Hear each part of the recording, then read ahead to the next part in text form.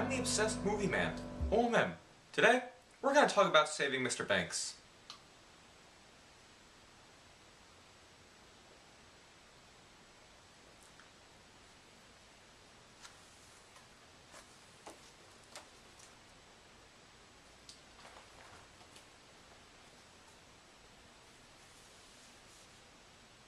Saving Mr. Banks is an enjoyable movie about the making of Mary Poppins, focusing primarily on Walt Disney, played by Tom Hanks, trying to get the author of Mary Poppins, P.L. Travers, played by Emma Thompson, to allow the studio to make a movie adaptation.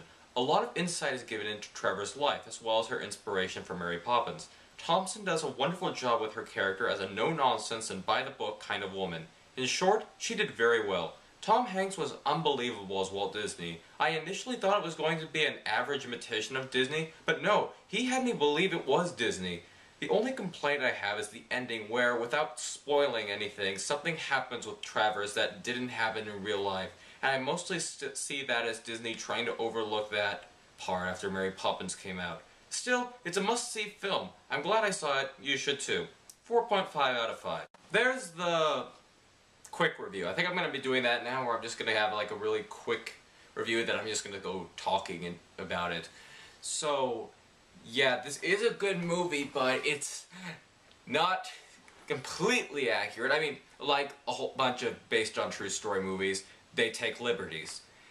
Well, this is a perfect timing. Like, I haven't watched the original Mary Poppins in years. I got that for Christmas on Blu-ray, so I had a great time watching that before I went to go see Saving Mr. Banks. But I never knew that much about the making of Saving Mr. Banks, but I did know at least the author didn't like the movie. And yeah, we're going into spoilers now.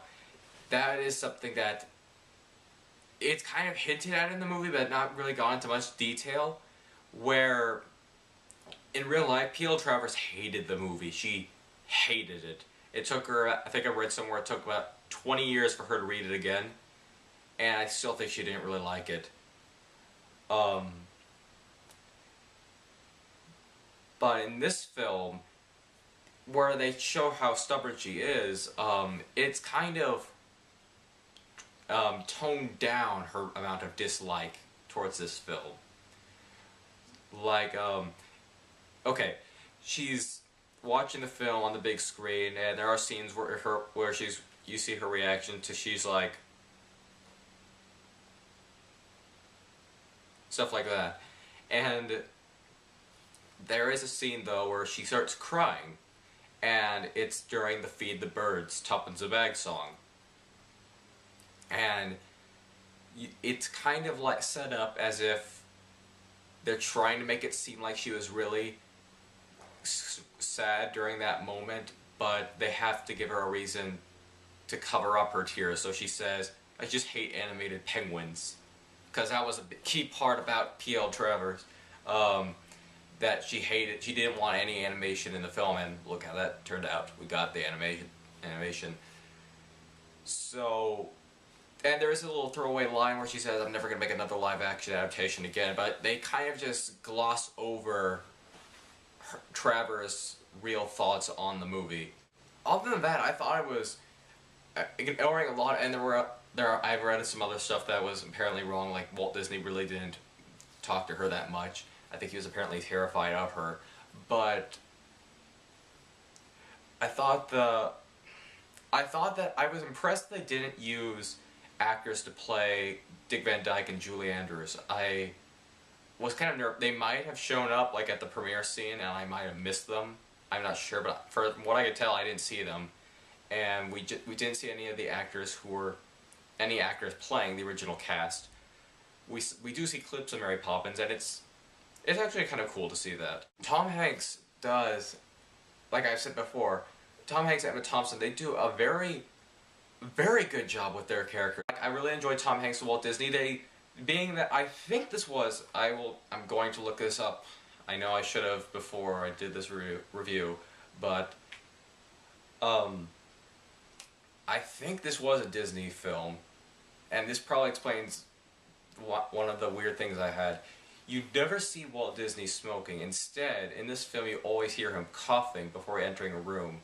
And I think that's all I've been told is that if there were scenes with Walt smoking, it would turn into a PG-13 film. So, and we don't want, and Walt Disney never encouraged people to smoke, even though he was a smoker himself. But whatever. There's a lot of really good moments with this film. The flashbacks are done to an adequate degree. They're kind of like childhood flashbacks of kind of a sad childhood a little bit. You get to see kind of the inspiration for Mary Poppins, which is really cool. It was her aunt, and I like even though a lot of this didn't happen in real life. Again, Walt Disney never took Travers to Disneyland, but I actually think it was a nice scene, and you got to see what I'm pretty sure they redid Disneyland for the film. In fact, I just went last week, so and the Mickey Mouse face looks exactly the same as it did in the movie, so I think they didn't really change that much. But there was just a lot of cool scenes. I like the idea of Walt Disney trying to be... He's sort of like a kid. He's like trying to get what he wants, but in a polite way. He's just so happy. Because he just really wants to make Mary Poppins the movie, because both for his daughters who love the books, and because it's a little bit of a moneymaker. And like I love the scenes with him taking her to Disneyland. I love the scene when she hears the "Let's Fly a Kite" song. I also love, even though this didn't happen at all, the scene where Walt Disney follows Travers back to London and he explains why he wants the character of Mr. Banks to have a mustache. Obviously because of Walt Disney, but also because hence the title, Walt Disney believes that Mary Poppins doesn't come to save the children, but she comes to save Mr. Banks. And I really need to start doing this before I do reviews. I really love the actor in Mary Poppins, who plays the father. I've seen him in a few other things. I remember he was in Herbie the Love Bug, but I really like that actor a lot. Yeah. Other things that were pretty cool. I thought her reaction to a lot of the Disney thing, like a lot of her reactions to the musicians, were kind of funny. I liked the cab driver. I think he was played by Paul Giamatti.